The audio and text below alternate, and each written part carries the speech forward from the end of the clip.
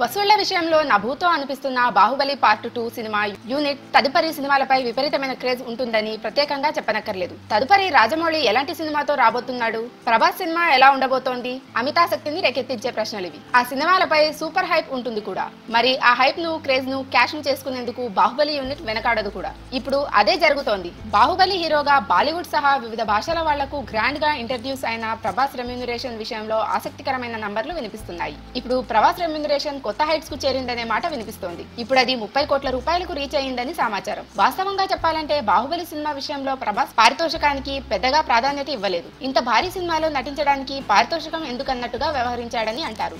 పారితోషికం లెక్కలతో నిమిత్తం లేకుండా బాహుబలిని పూర్తి చేసిన ఈ హీరో తదుపరి సినిమాలకు మాత్రం కనీసం 30 కోట్ల రూపాయల వరకు చార్జ్ చేస్తున్నాడని టాక్. ఎలాగో ప్రభాస్ సినిమాలను ఇకపై తెలుగుతో పాటు తమిళ, మలయాళ, హిందీ భాషల్లో కూడా విడుదల చేసుకోవచ్చు కదా. కాబట్టి 30 కోట్ల రెమ్యూనరేషన్ హేతుబద్ధమైనదేమో.